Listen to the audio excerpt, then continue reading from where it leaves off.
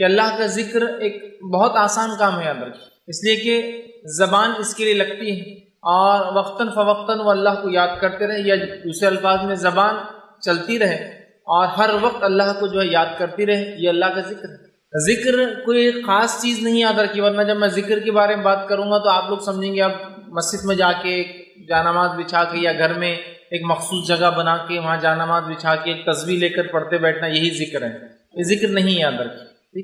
ذکر کے لیے آپ کو نہ کوئی مجلس کی ضرورت ہے، نہ کوئی محفل کی ضرورت ہے، نہ آپ اکیلے ہیں یا لوگوں کے ساتھ ہیں، آپ بازار میں ہیں یا گھر پر ہیں، شہر میں ہے یا جو ہے سفر کے اندر ہے، آپ زمین پر ہے یا آسمان میں ہے، مطلب ہوا میں ہے یا سمندر میں ہے، کہیں بھی انسان ہو اللہ کا ذکر وہ کر سکتا ہے۔ اور چھوٹے چھوٹے جملے ہوتے ہیں، چھوٹی چھوٹی دعائیں ہوتی ہیں، چھوٹے چھوٹے اذکار ہوتے ہیں، بس یہ کر لیں، یہ اللہ کا ذکر ہے یاد رکھیں۔ تو خاص اس کے لیے آپ کو مجلس اور محفل نہیں سجانا ہے، یاد رکھیں۔ آپ جہاں بھی ہوں، جس حالت میں بھی ہوں، جیسے بھی ہو، بس اللہ کو یاد کرتے رہے آپ، ٹھیک؟ ان الفاظ سے، ان جملوں سے، ان کلمات سے، جن الفاظ سے، جن جملوں سے، جن کلمات سے نبی اکرم صلی اللہ علیہ وسلم اللہ کو یاد کیا۔ اور اگر وہ بھی نہیں آتے ہیں تو کم از کم جو ہے اپنی زبان میں اللہ کو یاد کرتے رہے، اس کا شکر ادا کرتے رہے، ہے نا۔ لیکن ہم دیکھتے ہیں اللہ کے ذکر کا جہاں معاملہ آتا ہے ہم بہت کوتاہی برتتے ہیں، یاد رکھیں، اتنی کوتاہی برتتے ہیں، اتنی کمزوری برتتے ہیں، اور ایسا لگتا ہے کہ اللہ کا ذکر اتنا بڑا بوجھ ہے، اتنا بڑا روڑا ہے، اتنی بڑی اڑچن ہے، اتنی بڑی تکلیف ہے اور اتنا مخصوص ہے کہ شاید اس کے لیے کوئی عمل کرنا ہوگا، حالانکہ اللہ کے ذکر کے لیے آپ کو کسی چیز کی ضرورت نہیں، حتیٰ کہ اللہ کا ذکر اتنا آسان ہے کہ آپ کو اس کے لیے وضو کی ضرورت بھی نہیں ہے۔ انسان بے وضو بھی ہو تو اللہ کا ذکر کر سکتا ہے، اٹھتے اور بیٹھتے، سوتے اور جاگتے، ٹھیک؟ بس ذکر کے لیے جو چیز ضروری ہے انسان ہوش میں ہو، بس پھر کیا ہے ذکر۔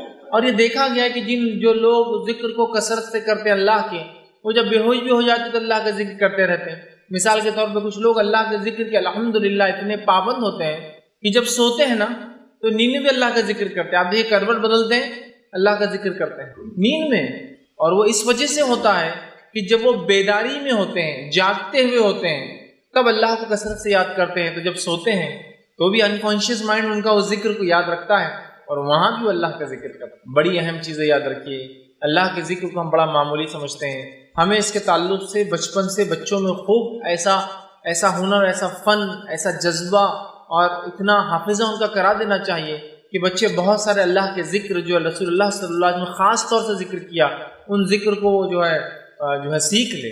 اور اس کے علاوہ بھی اللہ کا ذکر اور بھی چیزیں ہیں، جیسا قرآن کی تلاوت، یہ سب سے افضل ذکر ہے، لا الہ الا اللہ کا پڑھنا یہ بھی افضل ذکر ہے، ٹھیک ہے۔ اسی طرح ان دعاؤں کا پڑھنا جو آپ صلی اللہ علیہ وسلم پڑھی، یہ بھی ذکر ہے۔ اللہ کو یاد کرنا، اس کی حمد و ثنا پاکی بیان کرنا، یہ بھی اللہ کا ذکر ہے۔ تو ذکر ایک بڑا موضوع ہے۔ تو ذکر الہی کی اہمیت اور فضیلت، یا جس کو دوسری زبان میں کہا اللہ کے ذکر کی اہمیت اور فضیلت، آج کچھ باتیں اس کے تعلق سے آپ کے سامنے جو ہے رکھنے کی میں جو کوشش کروں گا۔ اللہ کے ذکر کی اتنی اہمیت ہے کہ اللہ سبحانہ تعالیٰ نے اپنی کتاب میں اس کا حکم دیا، اور نہ صرف ذکر کا حکم دیا بلکہ کثرت سے ذکر کا حکم دیا، اور اس کے تعلق سے بہت بڑے بڑے ثواب بتائے گئے کہ ذکر کے بہت بڑا اجر انسان کو اس دنیا میں اور آخرت میں اس کو بہت زیادہ اس کے فائدے ہوں گے، یہ اجر و ثواب بھی بتایا گیا۔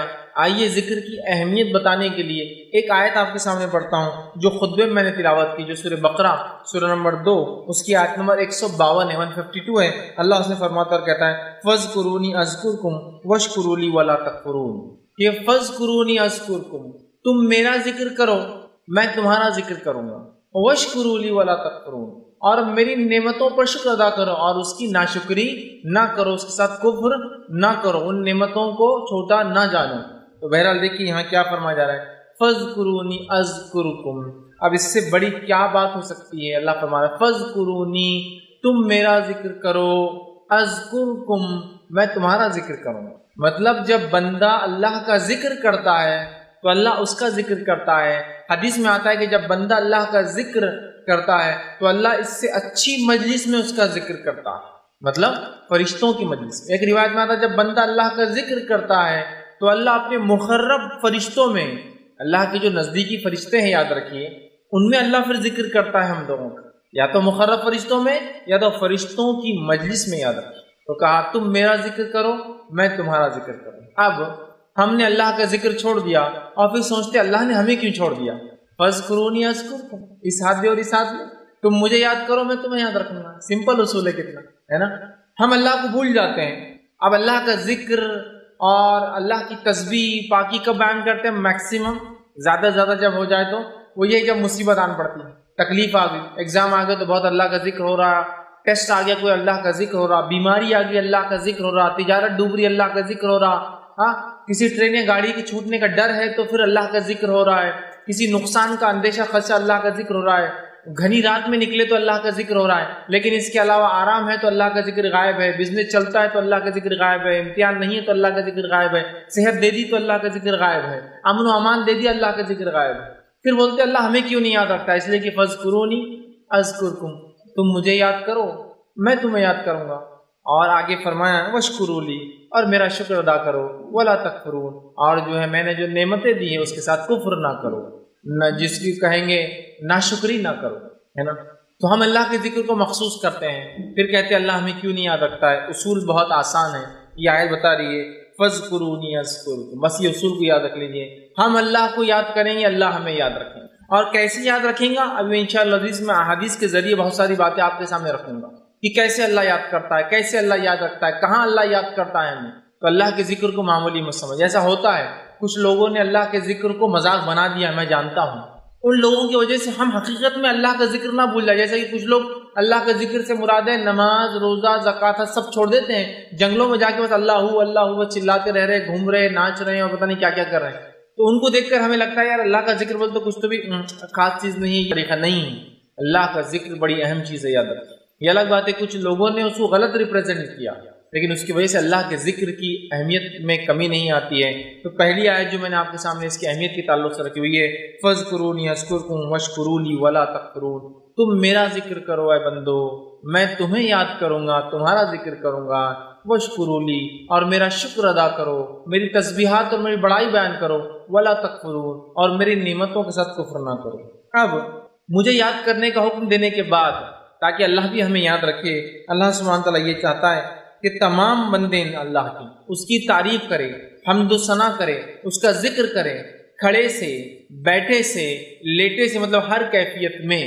اللہ سبحانہ تعالیٰ اس تعلق سے فرماتا ہے سورہ آل عمران سورہ نمبر 3 آیت نمبر 191، بہت مشہور اور معروف آیت ہے. اللہ کے رسول صلی اللہ علیہ وسلم جب رات میں اٹھتے تو رات میں اٹھنے کے بعد سورہ بقرہ کی آخری 10 آیتیں آسمان کی طرف دیکھ کر تلاوت بھی کرتے تھے، 190 سے لے کر 200 تک. 191 میں اللہ سبحانہ تعالیٰ فرماتا ہے، اس آیت میں دیکھیے کیا فرماتا ہے، الذین یذکرون اللہ قیاما وقعودا وعلی جنوبہم. مومنوں کی صفت یہ ہے، یہ اللہ چاہتا ہی ہے کہ مومن ایسا کرے، اور یہ مومنوں کی صفت بھی ہے، اس لیے اس کو بیان کیا گیا الذین یذکرون اللہ قیاما، کہ مومنوں کی صفت یہ ہے، نیک انسانوں کی صفت یہ ہے کہ اللہ کا ذکر کرتے ہیں کھڑے سے. کھڑے سے ذکر نماز کی شکل میں ہو سکتا ہے، کھڑے سے ذکر دعاؤں کی شکل میں ہو سکتا ہے، کھڑے سے ذکر اللہ کو ہر قسم سے جو یاد انسان کھڑے رہ کر کرتا ہے. تو مومن کی صفت یہ جو اللہ چاہتا بھی الذین یذکرون اللہ قیاما، کہ وہ یاد کرتے اپنے رب کو کھڑے سے. پھر فرمایا قیاما وقعودا، اور جب وہ بیٹھے ہوئے ہوتے ہیں تب بھی جو ہے مومن اللہ کو یاد کرتا ہے. پھر فرمایا وعلی جنوبہم، اور جب اپنے پہلوؤں پر لیٹ جاتے ہیں، سیدھے یا بائیں جانب لیٹ جاتے ہیں، تو اللہ دیکھیے کیا بات فرما رہا ہے کہ مومن کی صفت یہ ہے جو اللہ چاہتا بھی ایسا ہو کہ وہ کھڑے سے ذکر کرتا ہے، بیٹھ کر ذکر کرتا ہے، اور لیٹے لیٹے اللہ کا ذکر کرتا ہے. اب یہ 3 کیفیت کے علاوہ چوتھی کیفیت کیا ہے بتائیے انسان کی زندگی میں؟ یا تو کھڑا ہوتا ہے، یا تو آپ لوگ جیسا میں کھڑا ہوں آپ لوگ بیٹھے ہیں در سنتے ہیں، یا تو کوئی لیٹا ہے جو بیمار انسان ہوگا، ٹھیک، یہی ہوں گی 3 کیفیت، یا جو معذور ہوگا وہ لیٹ جائیں گا. یہ 3 کیفیت میں انسان رہتا ہے، فزیکل اس کا پوسچر جس کو کہیں گے. ان میں بھی مومن اللہ کو یاد کرتے ہیں. کھڑے سے نماز میں ہو سکتا ہے، کھڑے سے ہر جگہ جہاں آپ کھڑے اور خالی ہے وہ بھی مانا ہو سکتا ہے کہ میں کھڑا ہوں انتظار کر رہا ہوں اللہ کا ذکر چالو ہے، ٹھیک، میں جو ہے بیٹھا ہوں انتظار کر رہا ہوں اللہ کا ذکر چالو ہے. بیٹھنے میں یہ بھی مراد ہے کہ نماز کھڑے رہ کے نہ پڑھ سکے تو بیٹھ کر پڑھتے ہیں، یا بیٹھ کر تلاوت قرآن آپ کریں تو بیٹھ کر اللہ کا ذکر ہوا، کسی کے انتظار میں اب اللہ کا ذکر ہوا، ٹھیک. لیٹ کر مطلب بیمار ہے، چل نہیں سکتے، لیٹے ہوئے، یا پھر اچھی صحت ہے لیکن اب سونے کا وقت ہے تب بھی اللہ کا ذکر کرتے ہیں، یہ معنی ہے. اور اس کی تفسیر میں ابن عباس رضی اللہ عنہ فرماتے اور کہتے ہیں یعنی بندہ جو رات اور دن میں سمندر میں ہو یا جو ہے زمین پر ہو، سفر میں ہو یا جو ہے اپنے شہر میں ہو، غربت میں ہو یا مالداری میں ہو، بیماری میں ہو یا صحت مندی میں ہو، تنہائی میں ہو یا مجلس میں ہو، ہر حال میں اللہ کا ذکر کرتا ہے۔ اور یہی معنی تو ہے شاید، مطلب انسان سفر میں ہے، شہر میں ہے، زمین میں ہے، آسمان میں ہے، سمندر کے اندر ہے، ٹھیک ہے، مجلس میں ہے، انفرادی طور سے بیٹھا ہے، ٹھیک ہے، ہر حال میں، مالداری میں ہے، غربت میں ہے، تنگ دستی میں ہے، پریشانی میں ہے یا فراوانی میں ہے، اچھا معاملہ ہے یا برا معاملہ ہو، ہر حالت میں مومن بندے کی صفت یہ ہے، مومن اللہ کا ذکر کرتا ہے۔ اور اس کی صفت بیان کی، الذین یذکرون اللہ قیاما وقعودا وعلی جنوبہم، اللہ کا ذکر کرتے ہیں کھڑے سے، بیٹھ کر اور اپنے پہلوؤں پر جب لیٹے ہوئے ہوتے ہیں، مطلب ہر کیفیت میں، ہر حال میں۔ اور فزیکلی یہی 3 پوزیشن ایک انسان لے سکتا ہے، کھڑا ہے، بیٹھا ہے یا لیٹا ہوا ہے، ٹھیک۔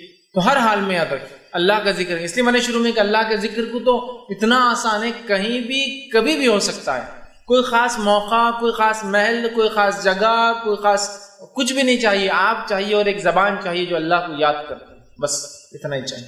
ہم کوشش کریں بکثرت اللہ کا ذکر کریں۔ اسی طرح جو ہے مومن بندے کو اللہ نہ صرف ذکر کا حکم دیتا ہے ہر حال میں، بلکہ کثرت سے ذکر کا حکم اللہ نے قرآن میں دیا۔ اللہ سبحانہ تعالیٰ قرآن میں فرماتا ہے، سورہ احزاب سورہ نمبر 33 کے آیت نمبر 41 اور 42 میں 41 42 میں اللہ فرماتا اور کہتا ہے، یا ایھا الذین آمنوا اذکروا اللہ ذکرا کثیرا۔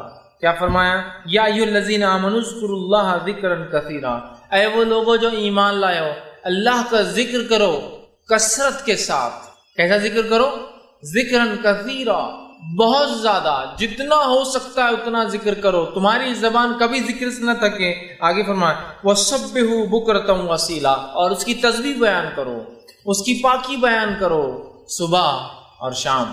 دیکھیے کثرت سے ذکر کے بعد پھر تسبیح کا تذکرہ پھر آ گیا، پاکی بیان کرنے کا، مطلب پاکیزگی بیان کرو، وَسَبِّحُوا، اس کی پاکی بیان کرو، ہے نا، سبحان اللہ، یہ اس کی پاکی بیان کرنا، اللہ اس کی پاکی بیان کرو کہ اللہ پاک ہے ہر نقص سے، ٹھیک، کب؟ صبح اور شام۔ تو یہاں دیکھیے اس آیت میں پہلے تو آیت فرما رہی یا ایھا الذین آمنوا، ایمان والوں تذکرہ ہے، ٹھیک، مطلب ایمان والا یہ کام کرتا ہے، یا ایھا الذین آمنوا اذکروا اللہ ذکرا کثیرا، اے وہ لوگوں جو ایمان لائے ہو کثرت سے اللہ کا ذکر کرو، یسبحوا بکرۃ واسیلا، اور تسبیح بیان کرو، پاکی بیان کرو اس کی صبح اور شام۔ تو یہ آیت نہ صرف ذکر کا حکم دے رہی ہے، کثرت سے ذکر۔ تو مومن اللہ کا ذکر کرتا ہے کیونکہ اس کا رب اسے یاد کرتا ہے۔ مومن کھڑے سے، بیٹھے سے، لیٹے سے اللہ کا ذکر کرتا ہے، اور کتنا کرتا ہے؟ کثرت سے کرتا ہے، کثرت سے، اور اس کی پاکی بیان کرتا ہے، سبحان اللہ، مطلب اس کی پاکی بیان کرتا ہے، اللہ پاک ہے، اس کی حمد و ثنا کرتا ہے نا۔ تو کثرت سے اللہ چاہتا ہے مومن بندہ اللہ کا جو ہے ذکر کرے۔ اسی طرح جو ہے اللہ رب العزت ایک دوسرے مقام پہ سورہ آل عمران سورہ نمبر 3 اس کے اندر 41 میں فرماتا اور کہتا ہے وَاذْكُرْ رَبَّكَ كَثِيرًا وَسَبِّحْ بِالْعَشِيِّ وَالْإِبْكَارِ۔ اللہ کے رسول صلی اللہ علیہ وسلم کو حکم آ رہا اور کہا جا رہا ہے وَاذْكُرْ رَبَّكَ، اے نبی آپ ذکر کیجئے اللہ کا، مطلب ذکر یہ حکم عام ہے ویسے، اللہ فرما رہا ہے اپنے پروردگار کا کثرت سے ذکر کرو، اور فرمایا صبح اور شام اس کی تسبیح بیان کرو۔ کثرت سے ذکر کرو اور صبح اور شام اس کی تسبیح مطلب پاکی بیان کرو۔ سمجھ رہے آپ؟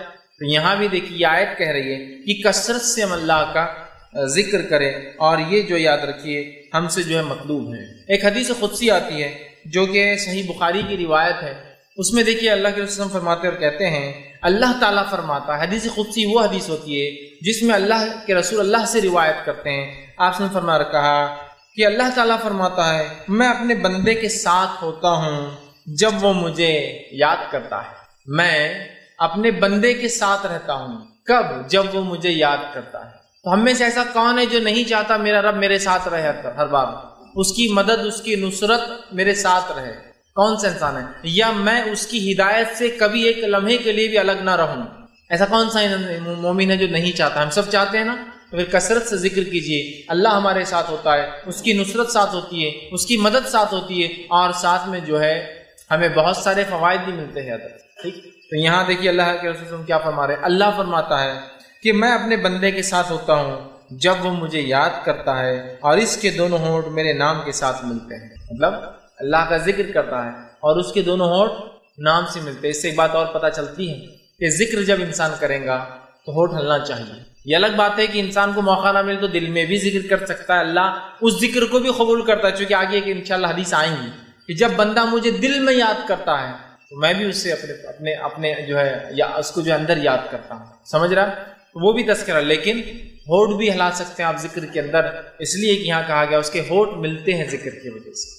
ہمیں چاہیے کہ ہم اللہ کا ذکر کریں، نہ صرف ذکر کریں، کثرت سے ذکر کریں، اپنی زبان کو اس میں بھگا دیں۔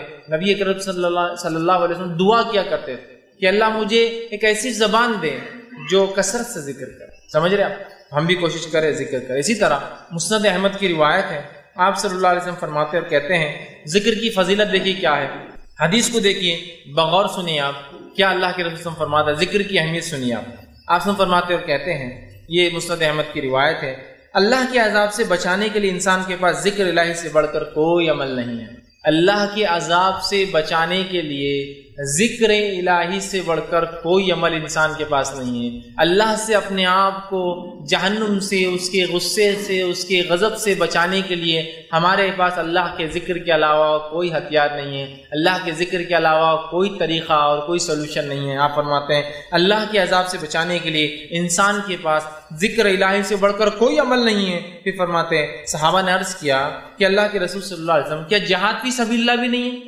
کہ ہم جہاد کریں جس کی وجہ سے شہید کا خون زمین پہ گرنے سے پہلے اللہ مغفرت کر دیتا ہے، اس کی روح کو نکال کے سبز رنگ کے پرندوں میں ڈال دیتا ہے، وہ پرندوں کے گھونسلے اللہ کے عرش کے نیچے ہیں جس میں وہ رہتے اور جنت میں جہاں چاہتے ہیں چڑھتے پھرتے ہیں، تو کیا وہ بھی افضل عمل نہیں ہے؟ کیا وہ عمل سے بھی ہم اللہ کے عذاب سے نہیں بچ سکتے؟ تو آپ صلی اللہ علیہ وسلم کیا فرماتے ہیں سنیے، آپ نے فرمایا سبیل اللہ بھی نہیں کہ اللہ کے راہ میں جہاد بھی نہیں، آپ نے فرمایا جہاد فی سبیل اللہ بھی نہیں۔ اللہ کے ذکر سے انسان عذاب سے جیسے بچ سکتا ہے، جہاد فی سبیل اللہ بھی نہیں بچا سکتا ہے وہ عمل بھی۔ پھر آگے فرمایا جہاد فی سبیل اللہ بھی نہیں، اللہ یہ کہ تم جہاد کرو اور دشمن سے لڑو یہاں تک کہ وہ تمہیں مارے اور تمہاری تلوار ٹوٹ جائے، پھر تم اس سے لڑو، وہ تمہیں مارے اور وہ تمہیں مارے، پھر تمہاری تلوار ٹوٹ جائے، پھر تم اس سے لڑو، وہ تمہیں مارے اور تم اس سے مارو، پھر تلوار ٹوٹ جاتا۔ 3 بار اگر جہاد میں کسی کی تلوار ٹوٹتی ہے تو اللہ کی غضب سے بچ سکتا ہے، لیکن ذکر الہی کی فضیلت یہ جو اسے کرتا ہے اللہ کی غضب سے بچ جاتا ہے۔ کیا فرمایا آپ نے؟ دیکھیے کہ مارو یہاں تک کہ تلوار ٹوٹ جائے، پھر مارو پھر تلوار ٹوٹ جائے، پھر مارو پھر تلوار ٹوٹ جائے۔ اگر 3 بار تلوار ٹوٹتی ہے، اور تلوار ٹوٹتی نہیں آسانی سے، آپ کو پتا ہونا چاہیے۔ جہاد جب انسان کرتا ہے، یا صحابہ کے جو تذکرے آتے ہیں، بہت کم صحابہ کے تعلق سے آتا ہے کہ تلوار جہاد میں ٹوٹتی تھی، اس لیے کہ تلوار آسانی سے نہیں ٹوٹتی، وہ بہت مضبوط دھات سے بنی ہوئی ہوتی ہے، وہ فولاد سے بنی ہوئی ہوتی ہے، اسپیشل ہوتی ہے بہت، جس کی وجہ سے وہ بآسانی نہ ٹوٹتی ہے اور نہ ہی اس کی دھار ختم ہوتی ہے۔ تو کہا 3 مرتبہ اگر تلوار ٹوٹتی ہے کسی کی جہاد میں تو یہ تو اللہ کے غضب سے بچا سکتا ہے، لیکن آپ اندازہ لگائیے تلوار ٹوٹنا، جہاد میں جانا، جان جوکھم میں ڈالنے کے مقابلے میں یہاں اللہ کا ذکر دیکھیے آپ، ہم کو غضب سے بچا رہا اللہ۔ اس سے جہاد کی اہمیت کم نہیں ہو رہی۔ اللہ کے رسول صرف ایگزامپل دے کر بتا رہے اہمیت کو، اور نہ سمجھیں گے اب جہاد کی ضرورت نہیں، میں ذکر کی مجلس سے لگا کے بیٹھ جاتا ہوں۔ نہیں، وہ ایک الگ عمل ہے، یہ الگ، صرف بتانے کے لیے، کمپیر کرنے کے لیے کہ جیسا ہم جس حالت میں، یہاں ایسی کوئی ضرورت نہیں ہم کو لڑائی کی ہے نا، تو یہاں آپ یہ تو کر سکتے ذکر الہی کر کے اپنے آپ کو جہنم کی آنکھ سے ہم بچا سکتے ہیں۔ تو یہ دیکھیے کتنی اہم بات ہے۔ اسی طرح جامع ترمذی کی روایت ہے جس میں ذکر کی فضیلت بیان کی جاتی ہے، اور اللہ کے رسول صلی اللہ علیہ وسلم فرمایا اور کہا، یہ جامع ترمذی کی روایت آپ نے فرمایا اور کہا، جب تم میں سے کسی کا جنت کی کیریوں میں سے گزر ہو تو وہاں چر لیا کرے۔ جب تم میں سے کسی کا جنت کے کیریوں میں سے گزر ہو تو کچھ چر لیا کرو، جیسا ہم کہتے ہیں نا جانور کو کہیں سے لے جاؤ باغ میں سے تو چرا لیا کرو۔ صحابہ نے پوچھا اللہ کے رسول جنت کی کیریاں کیا رہتی جہاں ہم جا کے چر لیا کریں، مطلب کچھ کھا لے، کچھ فائدہ اٹھا لے؟ تو آپ صلی اللہ علیہ وسلم نے فرمایا ذکر کی مجلس سے گزرو تو تھوڑا ذکر کر لیا کرو، اس لیے کہ وہ جنت کی کیریاں ہیں۔ اب ذکر کی مجلس بولے تو کیا ہے، اس کے لیے کوئی مجلس بنا۔ ابھی ہم جو بیٹھے اور جو کام کر رہے ہیں کیا ہے؟ ذکر کی مجلس۔ اللہ کا تذکرہ تو کر رہا ہوں میں آپ کے سامنے، ہے نا، قرآن کی تلاوت ہو رہی ہے، ذکر کی مجلس۔ کچھ لوگ بیٹھ کر اپنے دین کو سیکھ رہے اور سمجھ رہے ہیں، ذکر کی مجلس۔ کچھ لوگ اللہ کا تعارف اور انٹروڈکشن جو ہے لوگوں تک پہنچا رہے ہیں، ذکر کی مجلس۔ کچھ لوگ نبی اکرم صلی اللہ علیہ وسلم کی سیرت بیان کر رہے ہیں، ذکر کی مجلس، چونکہ اللہ کے دین کو یاد کیا جا رہا ہے، اس کے نبی کو یاد کیا جا رہا ہے، سمجھ رہے ہیں؟ تو جب تم ذکر کی مجلس میں سے گزرا کرو تو کچھ چر لیا کرو، یہ جنت کی کیریاں ہیں ذکر کی مجلس۔ مطلب کوئی انسان ہے، کوئی درس قرآن ہو رہا ہے، گزرتا جائے تو ضرور بیٹھے اس میں اور کچھ نہ کچھ بات سنتے ہوئے نکلے وہاں سے، کیونکہ یہ جو ہے ذکر کی مجلسیں ہیں، یاد رکھیں، ٹھیک ہے، یہ جنت کی کیریاں ہیں۔ اسی طرح جو ہے نبی اکرم صلی اللہ علیہ وسلم فرماتے ہیں، سنن ابن ماجہ کی روایت ہے، اور اس حدیث کے اندر جو بات اور جو اہمیت ذکر کو دی گئی ہے وہ اتنی زبردست ہے، اگر اس کو ہم سمجھ لیں اور اس کے مطابق ہم عمل کرنا شروع کر دیں تو بہت ہم فائدہ اٹھائیں گے۔ اللہ کے ذکر کی دیکھیے کیا اہمیت ہے۔ آپ صلی اللہ علیہ وسلم فرماتے ہیں، ابن ماجہ کی روایت، سنن ابن ماجہ کی حدیث کے الفاظ سنیے آپ کیا ہیں۔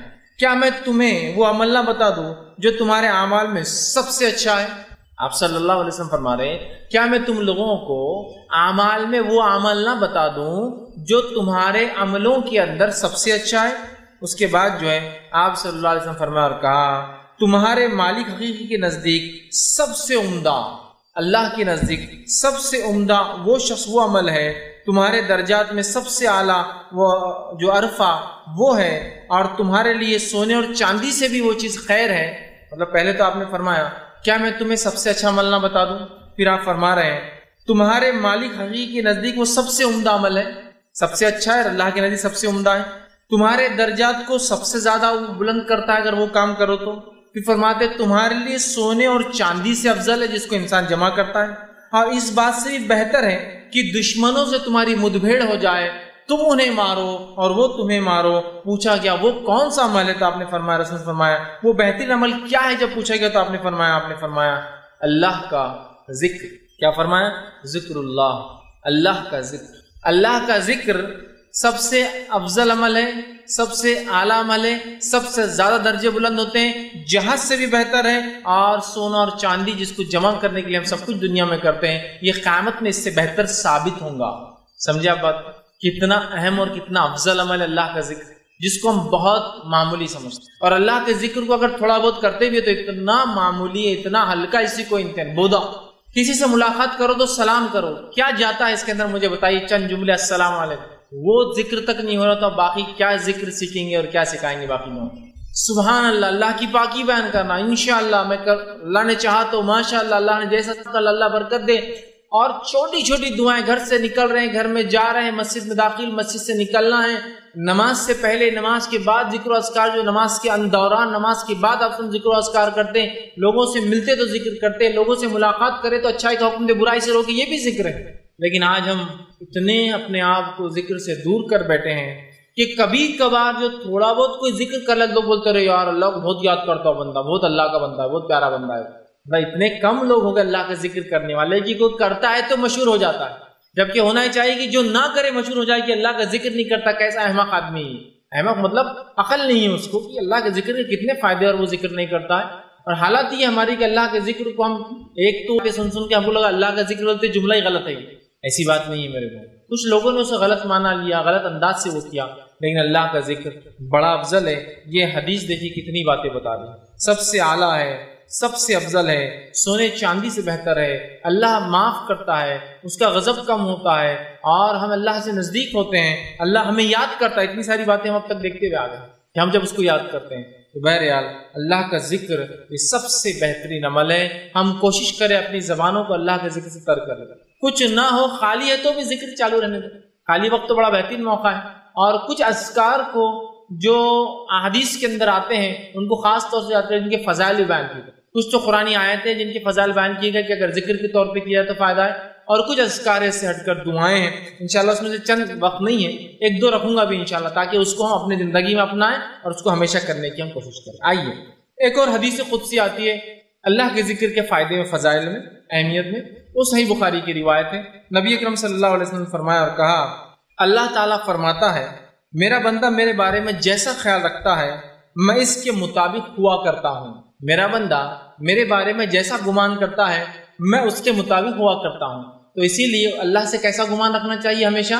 بہت سے لوگ اللہ سے بدگمانی کرتے ہیں، سب کچھ کرنے کے بعد بھی اب شاید یار میں تو ناکام ہی رہوں گا، تو پھر اللہ بھی گمان کے ساتھ ہو جاتا ہے۔ اچھا گمان رکھے، لیکن اچھے گمان کے ساتھ کوششیں بھی چاہیے، ورنہ کچھ نہیں کر کے اللہ سے اچھا گمان کی تنخواہ بڑھ جائیں گی اور کام کچھ بھی نہیں کرتے آپ آفس میں، اللہ سے اچھا گمان کی تجارت بڑھ جائیں گی اور آج تک دکان ہی نہیں کھولے آپ نے، تجارت کیسے بڑھیں گی آپ؟ کوشش کے ساتھ۔ تو فرمایا اللہ فرماتا ہے میرا بندہ میرے بارے میں جیسا گمان کرتا ہوں میں اس کے ساتھ ویسی اس کے مطابق ہوتا ہوں۔ پھر فرمایا اور جب وہ میرا ذکر کرتا ہے تو میں اس کے ساتھ ہوتا ہوں۔ دیکھیے ذکر کے فضائل، جب وہ میرا ذکر کرتا ہے میں اس کے ساتھ ہوتا ہوں۔ آپ جو شخص اللہ کا ذکر کرتا ہوں گا جس کے ساتھ اس کا رب ہو جائے اس کو کون دنیا میں چت کر سکتا اور ہرا سکتا؟ تو کہا جب وہ میرا ذکر کرتا ہے میں اس کے ساتھ ہوتا ہوں. حدیث قدسی یاد رکھیں. پھر آگے فرما کہا ہوتا ہوں اگر وہ مجھے اپنے جی میں یاد کرتا ہے تو میں بھی اس کو اپنے جی میں یاد کرتا ہوں. سبحان اللہ، کیا فضائل ذکر کے کہ اگر میں اللہ کو یاد کرتا ہوں تو میرا رب بھی مجھے یاد کرتا ہے. دیکھیے ایسا سمجھ لیجئے، آپ سے اگر سمجھے کوئی آ کے کہے کہ آپ کے محلے کے کارپوریٹر صاحب جو کہ پولیٹیکل ہیرارکی میں سب سے نچلا درجہ، یہیں سے پھر شروع ہوتے ہیں اوپر کے ہیرارکی، پولیٹیکل کارپوریٹرز ہوتے ہیں، میئرس ہوتے ہیں، ایم ایل ایز ہوتے ہیں، ایم پیز ہوتے ہیں نا، اس کے اوپر سب لیول جاتے ہیں. پھر ایم ایل ایز میں کچھ منسٹر لیول کے ہوتے ہیں، کچھ سادے ہوتے ہیں، ایم پیز میں سیم ہوتا ہے نا، سمجھ رہے نا. تو سمجھ لیجئے کارپوریٹر نے میرا تذکرہ کیا کہیں اور کسی نے آگے کہا بھائی آپ کو تذکرہ کارپوریٹر صاحب کر رہے تھے تو میں اپنے دل میں فخر محسوس کرتا ہوں، میرا نام کارپوریٹر مطلب لے رہا ہے. کسی نے کہہ دیا آپ کا ذکر تو ایم ایل اے کی مجلس میں چل رہا تھا لوکل، آپ کہیں گے وہ میری شخصیت، سمجھ رہے نا آپ، انسان اس سے فخر محسوس کر رہا ہے. کوئی کہہ رہے لوکل آپ کا ایم پی آپ کا تذکرہ کر رہا تھا مجھ سے ملا تو آپ کی عزت کیا ہے. کوئی کہہ رہے پرائم منسٹر آپ کی تذکرہ کر رہا تھا فلاں جگہ بیٹھ کر کہ فلاں آدمی اورنگ آباد میں کہ فلاں، کیسا فخر ہوتا ہے نا. تو اندازہ لگائیے جب میں اپنے رب کو جی میں یاد کرتا ہوں تو میرا رب بھی مجھے اپنے جی میں یاد کرتا ہے. کتنی بڑی فضیلت ہے، کتنی بڑی فضیلت ہے ذکر کہ اللہ ہمیں یاد کرتا ہے. ہم اس کو خاموشی سے کر رہے ہیں، وہ خاموشی سے ہم کو یاد کرتا ہے. آگے آئیے ذرا آگے بڑھتے ہیں. فرما جی میں یاد کرتا ہے اور اگر وہ کسی محفل میں میرا تذکرہ کرتا اللہ فرما رہا ہے تو میں اس کا ذکر اس سے اچھی محفل میں کرتا ہوں. اور جب کوئی بندہ اللہ کا تذکرہ مجلس میں کر رہا ہے تو اللہ اس کا تذکرہ اس سے اچھی مجلس، اس سے مراد فرشتوں کی محفل میں اس کا تذکرہ. اب دیکھیے اب کیا کہنا، ایک تو ہے کہ کوئی لوگ منسٹر جو ہے دل میں یاد کرے مجھے، دوسرا یہ ہے میں یہ اللہ کے ساتھ اس مثال کو جوڑ نہیں رہا ہوں، صرف اہمیت کو سمجھانے کے لیے کہہ رہا ہوں، ورنہ اپنی اللہ کے لیے میں منسٹر کی مثال دی نہیں، نعوذ باللہ، اللہ کے لیے نہیں دے رہا ہوں. میں صرف بات کی اہمیت کی، یاد کرنے کو ہم کتنا اہم سمجھتے ہیں کہ دنیا کا آدمی یاد کرے تو ہم فخر محسوس کرتے ہیں. رب یاد کرتا ہے اگر ہم اس کو یاد کرتے ہیں. اور اگر وہ مجلس میں کہے کہ فلاں شخص ایسا ایسا ہے پورے لوگوں میں جو اس کے لائق، اس کے ایبل، اس کے لیول کے لوگ ہو، تو آپ کی اہمیت کتنی بڑھتی ہے. اللہ ہمیں فرشتوں کی مجلس میں یاد کرتا ہے. تو جو شخص اللہ کا ذکر گزار بندہ ہے، ذکر کرتا ہے، وہ آسمانوں میں اس کی شہرت ہوتی ہے. دنیا میں شاید اس کو کوئی نہ پہچانے لیکن آسمان میں مشہور ہوتا ہے وہ. آگے سنیے ابھی فرمایا کہ اگر وہ میرا مجلس میں تذکرہ کرتا ہے تو میں اس سے اچھی مجلس میں تذکرہ کرتا ہوں. اگر وہ مجھ سے ایک بالش قریب ہوتا ہے تو میں اس سے ایک ہاتھ قریب ہو جاتا ہوں. اگر وہ میری طرف بڑھتا ہے ایک بالش تو میں ایک ہاتھ اس کی طرف بڑھتا ہوں. پھر فرمایا اگر وہ ایک ہاتھ قریب ہوتا ہے تو میں ایک گز اس سے قریب ہو جاتا ہوں. اگر وہ ایک ہاتھ قریب ہوتا ہے تو ایک گز میں اس سے جو ہے 3.5-4 فٹ سے بڑا ایک گز اس سے قریب ہوتا ہوں. اور فرمایا کہ ایک گز سے قریب ہوتا ہوں. اور اگر وہ میری جانب چل کر آتا ہے تو میں اس کی جانب دوڑ کر جاتا ہوں. کتنے فضائل ہیں، کتنے فوائد ہیں، کتنی اہمیت ہے اللہ کے ذکر. دل میں یاد کرو اللہ یاد کر رہا اپنے ذکر، محفل میں تذکرہ کرو اللہ کر رہا. تو اب جو چاہتا ہے اللہ اس کو یاد رکھے وہ اللہ کو یاد رکھے، جو چاہتا ہے اس کا تذکرہ اس سے اچھی مجلسوں میں وہ اللہ کا تذکرہ اس مجلسوں میں کرتا رہے، اور جو چاہتا ہے کہ اللہ اس سے قریب ہو تو وہ اللہ سے قریب ہونے کی کوشش کرے. یاد رکھے ورنہ ہم اللہ سے قریب ہونے کی کوشش نہیں کرتے اور دعائیں چالو ہے کہ اللہ ہماری مدد کر فلاں کر. آپ قریب تو ہوئیے اللہ کے، اللہ آپ سے قریب ہے کہ ہم ایک بالش تو اللہ ایک ہاتھ، ہم ایک ہاتھ تو اللہ ایک گز، اور اگر ہم چل کر جاتے رب کی طرف تو ہمارا رب دوڑ کر آتا ہے. اس کی رحمت ایسی ہی یاد رکھی بندوں کے لیے. لیکن افسوس کی بات ہے ہم بندے اس کا شکر ادا نہیں کرتے. ہم بندے جیسا اس کا حق ہے ذکر کا نہیں کرتے، حالانکہ اللہ تعالیٰ ہمارے ٹوٹے پھوٹے ذکر کو بھی اور اعمال کو بھی قبول کرتا ہے. اس کے لیے کیسے قبول کرتا ہے دیکھیے. آپ صلی اللہ علیہ وسلم فرماتے قیامت کب تک قائم نہ ہوگی جب تک ایک شخص بھی لا الہ الا اللہ کہنے والا موجود ہے. لا الہ الا اللہ. ایک روایت میں فرمایا قیامت سے پہلے لوگوں کو صرف اتنا پتا ہوگا لا الہ الا اللہ. تو صحابہ نے کہا اللہ کے رسول اس کے علاوہ کچھ نہیں؟ تو کہا نہیں انہیں کچھ بھی یاد نہیں ہوگا. مطلب قیامت سے پہلے لوگوں کو محمد رسول اللہ بھی یاد نہیں ہوگا، نبی اکرم بھول جائیں گے. وہ ایک ایسا زمانہ آنے والا ہے. تو صحابہ نے پوچھا اللہ کے رسول یہ لا الہ الا اللہ کیا فائدہ دے گا پھر ان کو؟ تو کہا یہ ان کے مغفرت کے لیے کافی ہو جائے. اتنا سا ذکر لا الہ الا. مطلب قیامت سے پہلے لوگ کلمہ بھول جائیں گے، محمد رسول اللہ بھی نہیں پتا ہوگا، لیکن خالی لا الہ الا اللہ پڑھنا بھی ان کے لیے مغفرت کا ذریعہ بن جائے. اور آپ صلی اللہ علیہ وسلم نے حدیث فرمایا افضل الذکر لا الہ الا اللہ وافضل الدعاء الحمدللہ. سب سے افضل ذکر کیا ہے پتہ ہے آپ کو؟ لا الہ الا اللہ. اور سب سے افضل دعا الحمدللہ. سمجھ رہے آپ بات؟ بہت اہم ہے ذکر. یاد رکھیں بہت اہم ہے ذکر. اتنا اہم ہے کہ ایک روایت میں آتا ہے کہ ایک انسان جس کے اعمال حد نظر جہاں تک نظر جائیں گی وہاں تک گناہ ہوں گے اس کے نام عمل، لیکن ایک مرتبہ اس نے خالص دل سے کہا ہوگا لا الہ الا۔ جب اللہ اس بندے سے پوچھیں گا بندے آج کیا امید کرتا ہو، کہیں گا اللہ کیا امید کروں، سارے دفتر تو گناہ سے بھرے، اتنے اس کے، اور حدیث کے الفاظ 99 دفتر ہوں گے، 99 دفتر، 99 رجسٹر ہوں گے، ہر رجسٹر کی لمبائی زمین حد نظر جائیں گی، اور جہاں تک نظر آئیں گی سارے گناہ لے کے 99 دفتر اس کے گناہ سے بھرے ہوں گے، لیکن ایک اس کا عمل ہوگا جو سچے دل سے کہا ہوگا لا الہ الا اللہ۔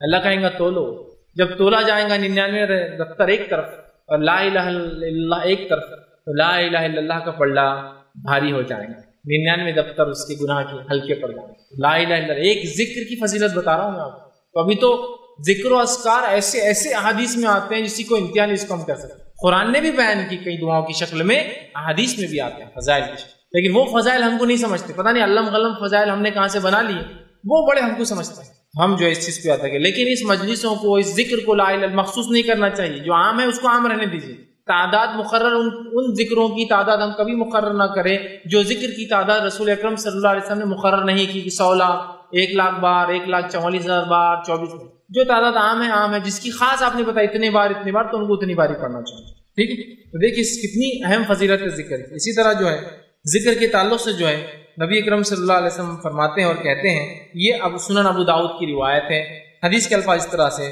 کوئی جماعت کسی مجلس میں اللہ کا ذکر کرنے کے لیے نہیں بیٹھتی مگر رحمت کے فرشتے اسے گھیر لیتے ہیں اور اللہ کی رحمت اسے ڈھانپ لیتی ہے، اور اللہ اس جماعت کا ذکر فرشتوں کے درمیان کرتا ہے جو اس کے پاس ہوتے ہیں۔ ذکر کا ایک فائدہ یہ ہے، آپ فرما رہے ہیں جب کوئی جماعت ایک مجلس میں آ کر بیٹھتے ہیں تو بہت سارے لوگ ہیں، اس میں کچھ لوگ آ کے بیٹھتے ہیں اور اللہ کا ذکر کرتے ہیں تو فرشتے ان کو ڈھانک لیتے ہیں، اور صحیح مسلم کی روایت میں ہے کہ فرشتے اپنے پروں سے ڈھانکتے ڈھانکتے ڈھانکتے ڈھانکتے پہلے آسمان تک ڈھانک دیتے ہیں اسے، پہلے آسمان۔ اور اس روایت میں کہ فرشتے ڈھانک لیتے ہیں، اللہ کی رحمت ان پر غالب آ جاتی ہے اور اللہ ان کا ذکر اپنے نزدیکی فرشتوں میں کرتا ہے۔ مقرب فرشتے یاد رکھیے، اس کے اسپیشل ہوتے ہیں نزدیکی، اور یہ مقرب فرشتے بڑے اہم ہیں یاد رکھیے، اس لیے کہ جب بندہ اللہ کو ذکر کرتا ہے، اللہ سے توبہ کرتا ہے تو یہ فرشتوں کو اس کا علم ہوتا ہے، چونکہ اللہ انہیں دیتا ہے، اور وہ اللہ سے گزارش کرتے ہیں اللہ اسے معاف کر دے، اس لیے کہ یہ تیرا ذکر کرتا ہے تو اس سے معافی طلب کرتا ہے، اور اللہ ان کی بات کو سنتا بھی اس لیے کہ وہ اسپیشل فرشتے ہیں، سمجھ رہے آپ؟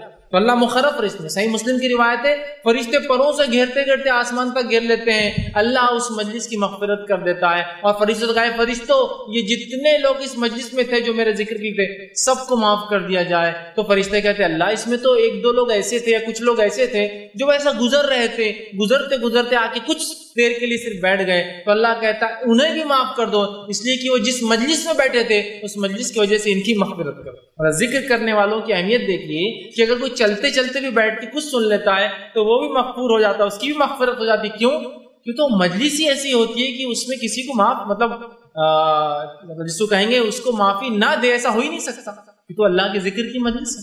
تو ہم جب بھی کہیں بیٹھے اللہ کا ذکر سے ہی شروع کے، ٹھیک ہے، مثال کے طور پہ آپ کو دنیاوی میٹنگ میں بھی ہے اللہ کے ذکر سے پھر آپ باقی کا کام کرتے ہیں، بہت اہم ہے چونکہ اس کے بڑے فضائل آتے ہیں۔ اور اللہ کے ذکر میں سب سے افضل ذکر کیا ہے؟ تلاوت قرآن۔ نہیں تو اب ذکر بولا تو آپ دعائیں یاد رکھیں گے، قرآن چڑھ دیں گے۔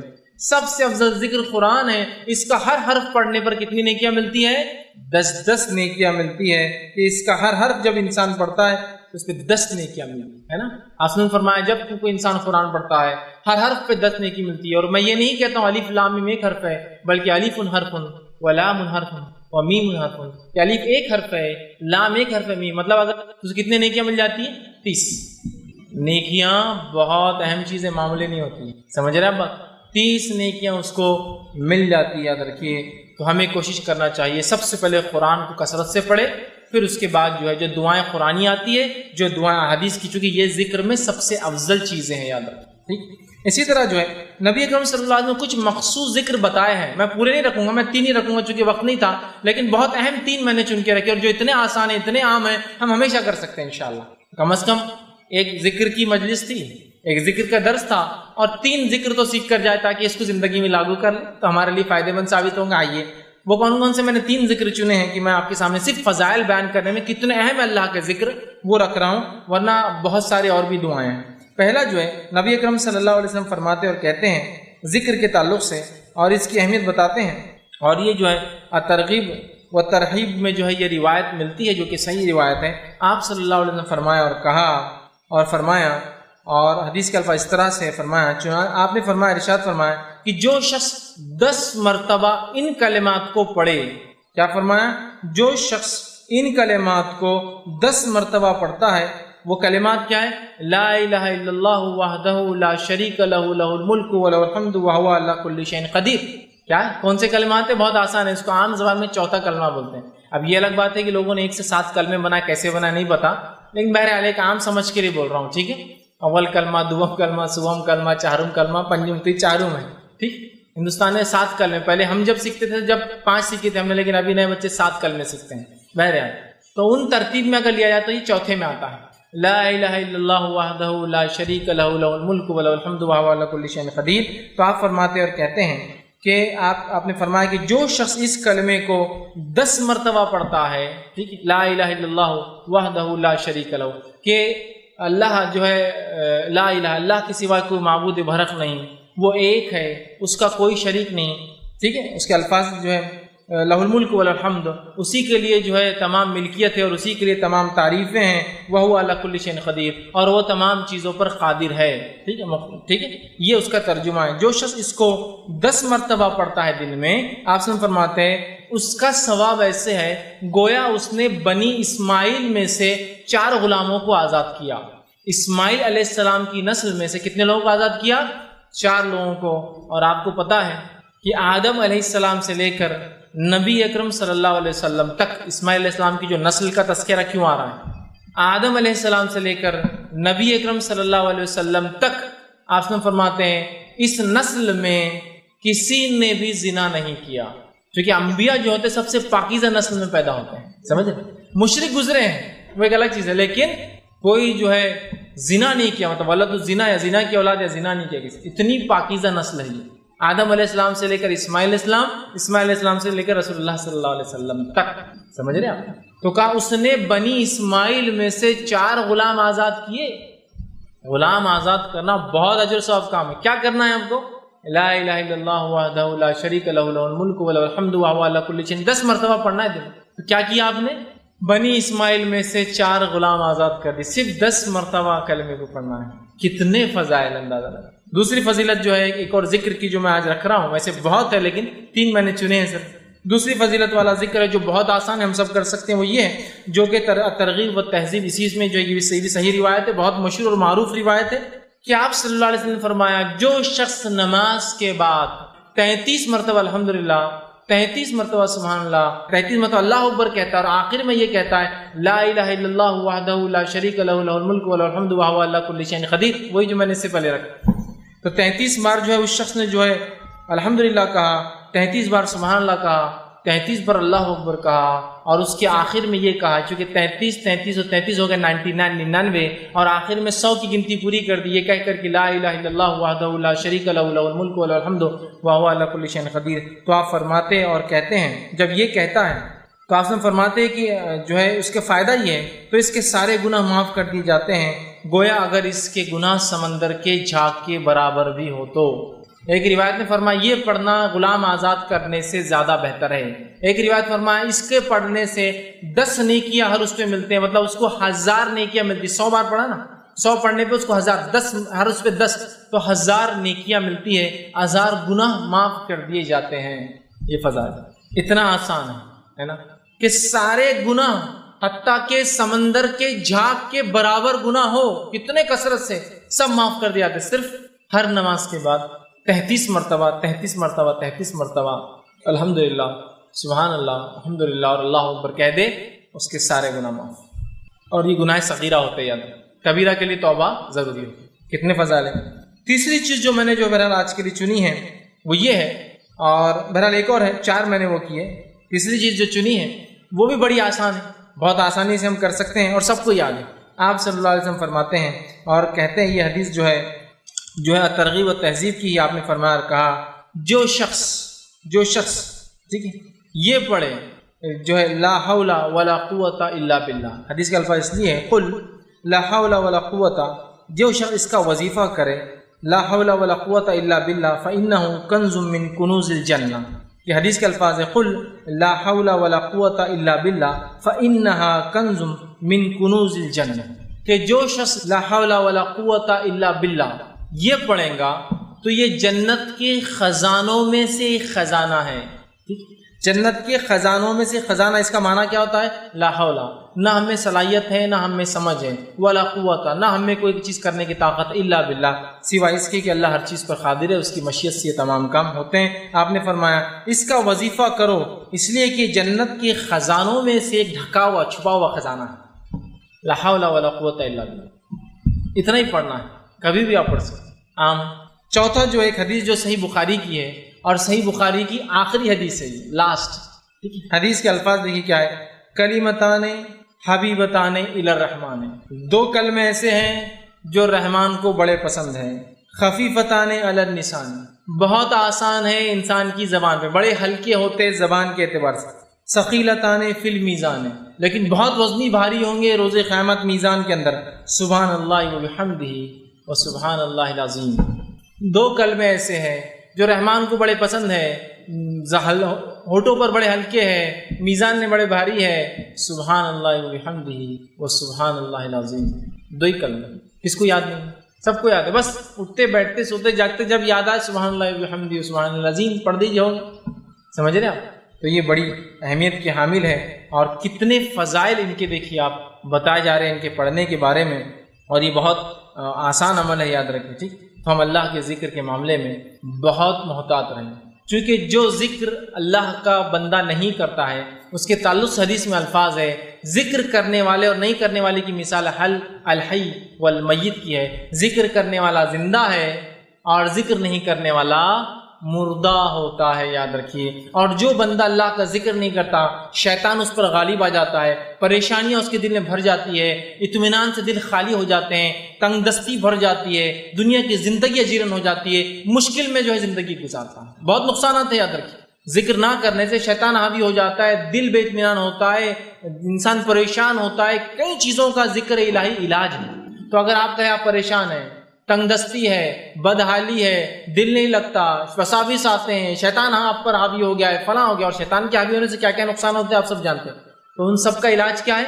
اللہ کا ذکر اس کا علاج. آئیے میں اس کی کچھ دلائل آپ کے سامنے رکھتا ہوں کہ جو ہے رسول اللہ صلی اللہ علیہ وسلم فرماتے اور کہتے ہیں کہ بندہ جب اللہ کا ذکر کرتا ہے تو شیطان اس سے دور بھاگ جاتا ہے. جب بندہ اللہ کا ذکر کرتا ہے شیطان دور بھاگ جاتا ہے. اس کا دوسرا معنی ہوا جب بندہ اللہ کا ذکر نہیں کرتا شیطان اس کے قریب آ جاتا ہے. اس لیے میں نے کہا شیطان قریب آ جاتا ہے. دوسرا جو ہے سورہ طٰہٰ سورہ نمبر 20 اس کی آیت نمبر 124 میں اللہ نے فرمایا اور کہا من اعرض عن ذکری فإنہ لہ معیشۃ ضنکا، جو اللہ کے ذکر سے اعراض کرتا ہے ہم اس کی دنیا کی زندگی برباد کر دیتے ہیں. معیشۃ ضنکا، معیشت سمجھتے ہیں نا، معیشت اکنامی، اس کی دنیا کی زندگی اللہ فرما رہا ہے اس کو تنگ کر دیتا ہے زندگی کو. دنیا میں پریشان حال آدمی ہو جاتا ہے. اس لیے میں نے کہا دل بے اطمینان ہو جاتا ہے، شیطان گھیر لیتا ہے، دنیا تنگ ہو جاتی ہے کسی انسان کے لیے جو اللہ کا ذکر نہیں کرتا. اور جو اللہ کا ذکر کرتا ہے دنیا کھول دی جاتی ہے، شیطان دور رہتا ہے اس سے اور وہ اطمینان میں رہتا ہے. ورنہ جو اللہ کا ذکر نہیں کرتے نا پریشان پریشان پریشان، اور جو اللہ کا ذکر کرتے ہیں نا سب سے بڑی پریشانی میں ان کا چہرہ دیکھ کر آپ کہتے ہیں یار یہ آدمی تو پریشان لگتا نہیں. ٹھیک، تو اللہ رب العزت قرآن میں کیا فرماتا ہے دلوں کے تعلق سے. بہت سے لوگ پریشانی میں مبتلا ہے، اللہ کا ذکر علاج. اللہ سبحانہ وتعالی سورہ رات سورہ نمبر 13 اس کی آیت نمبر 28 میں فرماتا ہے کہتا ہے الا بذکر اللہ تطمئن القلوب، کہ اللہ کے ذکر میں جو ہے لوگوں کے دل اطمینان پاتے ہیں. الا بذکر اللہ تطمئن القلوب، کہ اللہ کے ذکر میں دل اطمینان پاتے ہیں. تو اگر ہم میں سے کوئی بے اطمینان ہے تو کیا کرنا ہے؟ دل کے اطمینان کے لیے اللہ کا ذکر کرنا ہے. کوئی دل کے اطمینان کے لیے نشہ کر رہا ہے، کوئی دل کو اطمینان رکھنے کے لیے شراب پی رہا ہے، کوئی دل ہے نا پریشانیوں کو دور کرنے کے لیے تو آدمی کرتا ہے. پریشان ہونے کی وجہ سے بلڈ پریشر کی آپ سمجھو کوئی آدمی برائی نہیں کر رہا، کچھ لوگ اپنی پریشانیوں کا حل نشے کے ذریعے نکالتا، کچھ لوگ نہیں ہو رہے تو پھر ان کا بلڈ پریشر بڑھ رہا ہے، شوگر لیول ہائی ہو جا رہا ہے، فلاں بیماریاں آتی ہیں انسان نے، معلوم آپ کو پریشانیوں سے. جب ایک انسان اللہ کا ذکر نہیں کرتا ہے تو پریشان ہوتا ہے. پریشانیاں دور کرنے کے لیے یا تو وہ کچھ چیز جسم کو نقصان دہ پیتا ہے یا کھاتا ہے یا پھر اپنے جسم کو خراب کر لیتا ہے. تو اللہ کا ذکر کیجئے، تمام چیزوں میں انشاءاللہ آپ کو اطمینان، دنیا کی اچھی زندگی، شیطان ہم سے خود بخود دور ہو جائے گا. اور جو اللہ کا ذکر نہیں کرتا وہ منافق کی ایک صفت اس کے اندر ہوتی ہے. ذکر نہیں کرنے کا ایک نقصان تو یہ ہوا کہ وہ جو ہے شیطان اس پہ حاوی ہو گیا، دنیا کی زندگی برباد ہو گئی ہے نا، اور دل پریشان ہو گیا. ذکر کرنے والے سے شیطان دور چلا گیا، دنیا کی زندگی اچھی ہو جائیں گی اور جو ہے دل اطمینان پائیں گے. بات اور ذکر نہیں کرنا نفاق کی علامت بھی. اللہ رب العزت فرماتا ہے سورہ نساء سورہ نمبر 4 اس کی آیت نمبر 142 میں اللہ فرماتا ہے اور کہتا ہے ان المنافقین یخادعون اللہ وهو خادعهم کہ منافق وہ ہے جو اللہ کو دھوکہ دینا چاہتے ہیں حالانکہ یہ خود دھوکے میں ہے. آگے فرمایا وَإِذَا قَامُوا إِلَى الصَّلَاةِ قَامُوا كُسَالَىٰ اور جب اللہ کی ذکر نماز کے لیے کھڑے ہوتے تو کیسے کھڑے ہوتے؟ قاموا كُسَالَىٰ بہت سستی سے. تو اللہ کا ذکر میں نماز بھی شامل ہے. قرآن ہے، نماز ہے، دعائیں ہیں. میں نے یہ بات تفصیلاً شروع میں رکھی ہے. وَإِذَا قَامُوا إِلَى الصَّلَاةِ قَامُوا كُسَالَىٰ اور جب نماز کے لیے کھڑے ہوتے تو بہت سستی کے ساتھ کھڑے ہوتے ہیں. پھر فرمایا یراؤن الناس اور اس لیے نماز پڑھتے ہیں کہ لوگوں کو دکھائے. ولا یذکرون اللہ الا قلیلا اور نہیں کرتے اللہ کا ذکر مگر بہت تھوڑا. تو جو شخص اللہ کا ذکر نہیں کرتا وہ در حقیقت اس میں نفاق کی ایک علامت ہے. فوراً اللہ سے توبہ کرے اور اللہ کا ذکر چالو کر دے. اور توبہ بھی اللہ کا ذکر ہی ہے. یاد رکھیے ذکر کا بڑا وسیع معنی یاد رکھیے. قرآن پڑھنا، نماز پڑھنا، اللہ کے دین کا تذکرہ کرنا، اچھائی کا حکم دینا، برائی سے روکنا، دعاؤں کا پڑھنا، وہ ساری چیزیں ذکر ہے. تو جو ہے منافق کی ایک صفت آ جاتی ہے، دنیا تنگ کر دی جاتی ہے، دل بے اطمینان ہوتے شیطان لپٹ جاتا ہے اور ذکر کرنے سے سب فائدے الٹ، شیطان دور ہو جاتا ہے، دنیا کی زندگی شروع ہو جاتی ہے، دل کو اطمینان آ جاتا ہے، منافقت کی صفت نکل جاتی ہے. ٹھیک آگے آئیے. وہ لوگ جو اپنے دلوں کو سخت کر لیتے ہیں، اللہ کا ذکر نہیں کرنا یہ دلوں کی سختی کی علامت ہے. دل سخت ہو گئے تو ان کے تعلق سے اللہ نے وعید کی قرآن میں اور سورہ زمر سورہ نمبر 39 آیت نمبر 22 میں کہا فرمایا اپنے اللہ نے فرمایا فویل للقاسیۃ قلوبہم من ذکر اللہ کہ اللہ نے فرمایا کہ تباہی ہے، ہلاکت ہے، ویل ہے ان لوگوں کے لیے جن کے دل اللہ کی یاد سے سخت ہو چکے ہیں. ویل کا لفظ دیکھیے فرمایا فویل للقاسیۃ قلوبہم ان لوگوں کے لیے لعنت ہے جن کے دل سخت ہو گئے من ذکر اللہ اللہ کے ذکر سے. تو اللہ نے جو اللہ کا ذکر نہیں کرتا کہا ان کے دل سخت ہے اور اللہ کی لعنت ہے ان لوگوں. تو کیا ہم اور آپ اللہ کی لعنت کے مستحق ہونا چاہتے ہیں اللہ کا ذکر چھوڑ کر؟ نہیں نا. تو اللہ کا ذکر ہمیں کثرت سے کرنا پڑے گا. اور اللہ کے ذکر کی اہمیت اتنی زیادہ ہے کہ نبی اکرم صلی اللہ علیہ وسلم اللہ نے تاکید کیا کہیں اللہ کے ذکر سے نبی آپ غافل نہ ہو جانا. اور آپ صلی اللہ علیہ وسلم کی حکم سورہ اعراف سورہ نمبر 5 اس کی آیت میں 205 میں آیا. اس کا آخری حصہ آیت کا اللہ نے فرمایا اور کہا وَلَا تَكُن مِّنَ الْغَافِلِينَ اے نبی اپنے آپ کو اللہ کے ذکر سے غفلت میں نہ ڈال دینا یا اپنے ذکر اللہ کا ذکر نہ کر کے اپنے آپ کا شمار غافلوں میں نہ کر لینا. تو نبی اکرم صلی اللہ علیہ وسلم تاکید آ رہی ہے نبی اللہ کا ذکر نہیں کر کے اپنے دل کو غافلوں میں شامل مت کر لینا. پھر جب نبی کو یہ تاکید ہے ہمارے لیے کتنی اہم تاکید ہے. آئیے ابو داؤد کی حدیث سنیے. وہ مجلس جس مجلس میں اللہ کا ذکر نہیں ہوتا اس مجلس کی برائی کیا ہے.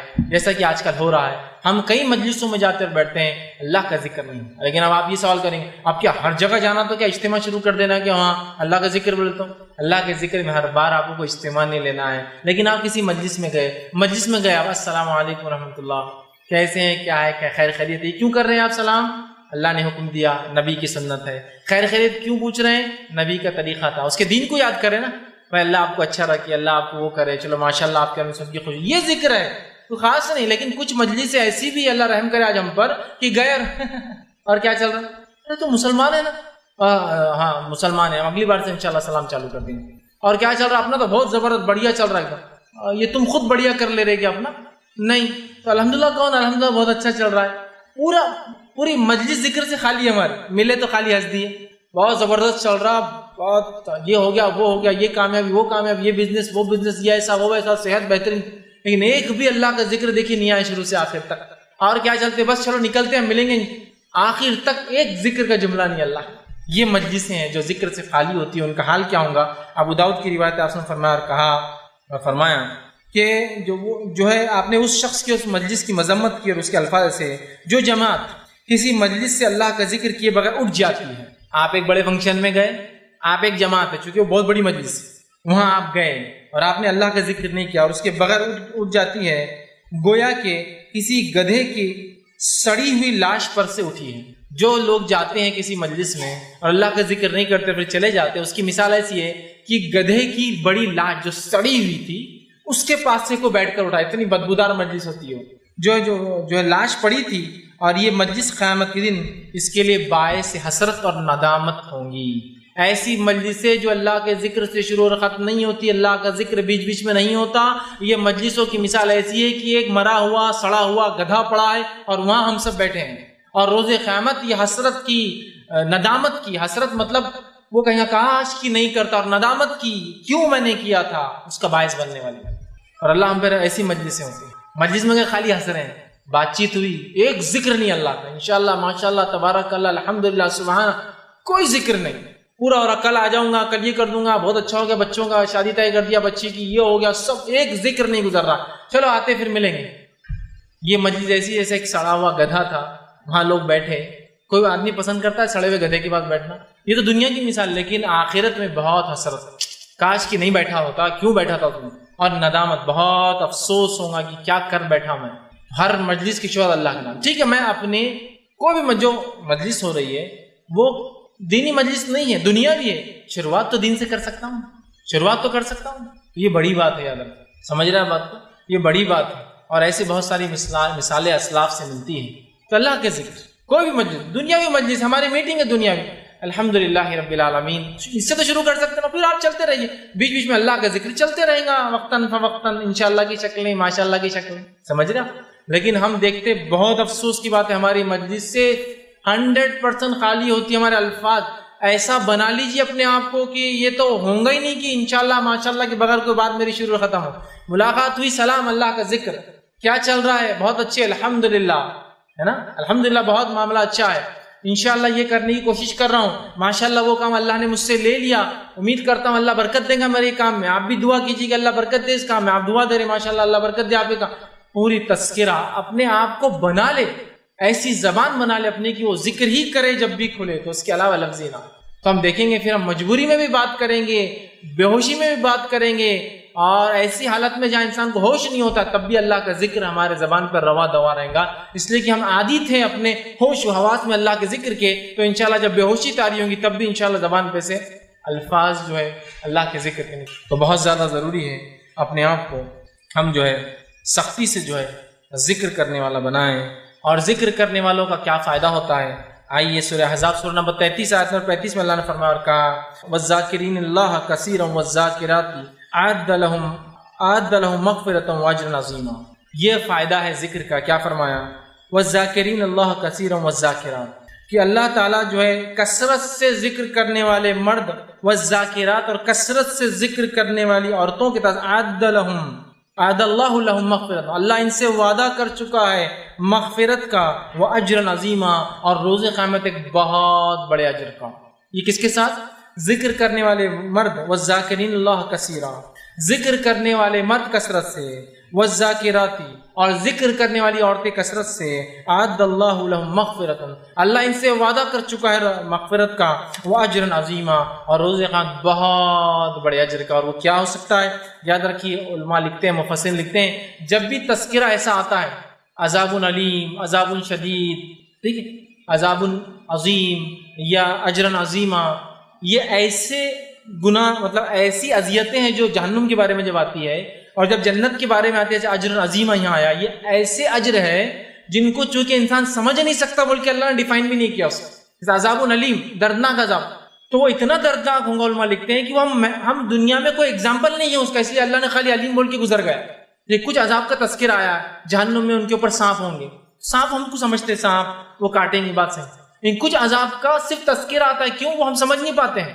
تو یہاں کا عذاب اجر عظیم، اتنا بڑا اجر کہ ہم دنیا میں اس کو مطلب امیجن نہیں کر سکتے، بلکہ اللہ نے چھوڑ دیا اور چلا گیا آگے، بس بہت بڑا سمجھ جاؤ، سمجھ رہے؟ یہ ذکر کرنے والوں کے تعلق سے ہے، تو ہمیں چاہیے کہ ہم اللہ کا کثرت سے ذکر کریں اور کہیں غافلوں میں نہ ہو جائے، جیسے کہ سورہ اعراف سورہ نمبر 5 آیت نمبر 205 میں اللہ نے فرمایا، کہا اپنے جو ہے پروردگار کا دل ہی میں عاجزی اور خوف کے ساتھ اور پست آواز سے صبح اور شام یاد کرتے رہو، اور ذکر الہی سے غفلت برتنے والوں میں نہ ہو جاؤ۔ یہ حکم رسول اللہ صلی اللہ علیہ وسلم کو تھا، جس کا حصہ میں نے پڑھا ہوا تھا، وَلَا تَكُن مِّنَ الْغَافِلِينَ، اے نبی آپ غفلت کرنے والوں میں نہ ہو جانا۔ تو آیت پوری ایسی ہے، اپنے پروردگار کا دل ہی میں عاجزی اور خوف اور پست آواز سے صبح اور شام ذکر کیا کرو، اور اے نبی کہیں آپ غفلت کرنے والوں میں ذکر کے معاملے میں نہ ہو جائے۔ تو ہم بھی جو ہے اللہ کے ذکر کو لازم جانیں، ذکر کو تھام لے اور ذکر کو اپنا شعار بنا لے، کہ اٹھتے بیٹھتے چلتے پھرتے لوگ آپ کو دیکھ کر اللہ کا ذکر کرنے والے بن جائیں، لوگ آپ کی وجہ سے اللہ کا ذکر کرے کہ ماشاءاللہ یہ آدمی اتنی بات کرتا ہے اللہ کے ذکر کی، ہم کیسے اس کو اس کے خلاف بات کریں، وہ بھی آپ کے ساتھ ذکر کرنے لگ جائے۔ ورنہ ہوتا ہے کہ ہم اتنی گندی باتیں اپنے زبانوں سے نکالتے ہیں، ذکر کے خلاف کام کرتے ہیں، جس کے نتیجے میں لوگ ہم سے برائی سیکھتے، اچھا ہی نہیں۔ تو لہٰذا ہم کوشش کریں اپنی زبانوں کو اللہ کے ذکر سے تر رکھیں اور ہمیشہ اللہ کے ذکر کو غالب جانیں اور ہمیشہ اللہ کے ذکر کو اپنے پر لازم جانیں اور اللہ کا ذکر میں اپنی زبان کو تر رکھیں۔ انشاءاللہ عزیز دنیا میں اس کے فائدے اٹھائیں گے، انشاءاللہ عزیز آخرت میں اس کے فائدے، ورنہ ایک پریشان کن زندگی، دنیا کی ایک بری زندگی، شیطان کے وسوسے اور ہم پر غلبہ ہو جائیں گا، اور جو ہے آخرت میں ہم بہت بڑا خسارہ اٹھائیں گے۔ اور ذکر کرنے سے قلب کا اطمینان، دل کا اطمینان، دل سے بیماریاں اور بہت سارے مسائل سے انسان پریشانی سے دور ہوگا، شیطان ہم سے دور ہو جائے گا، اور آخرت میں بہت بڑے ایک اچھی دنیا کی زندگی اور آخرت میں بہت بڑا ہم اجر پائیں گے۔ تو یہ چند باتیں تھی جو اللہ کے ذکر کے تعلق سے میں نے جو مناسب سمجھی آپ کے سامنے رکھی۔ آخر میں اللہ تعالیٰ سے دعا ہے کہ اللہ سبحانہ تعالیٰ جو کچھ کہا سنا گیا اسے عمل کی توفیق عطا فرمائے، ہم تمام کے لیے اپنا ذکر کرنا جو ہم آسان کرے، ہمیں ایک ایسی زبان ہے اللہ عطا فرما جو تیرا ذکر ہی کرتے رہے اور ساری زندگی ہم تیرا ذکر کرے، اور جہاں کہیں اللہ ہم تیرا ذکر کرے اور خاتمہ بھی ہمارا تیرا ذکر پر ہی ہو، اور جب تک ہمیں زندہ رکھے اسلام اور ایمان پر زندہ رکھے، خاتمہ ایمان پر ہو۔ وآخر دعوانا الحمد للہ رب العالمین، سبحان ربک رب العزۃ عما یصفون وسلام علی المرسلین والحمد للہ رب العالمین۔ بسم اللہ الرحمن الرحیم، الحمد للہ رب العالمین والصلاة والسلام علی خاتم النبیین والمرسلین، رب اشرح لی صدری ویسر لی امری واحلل عقدۃ من لسانی یفقہوا قولی۔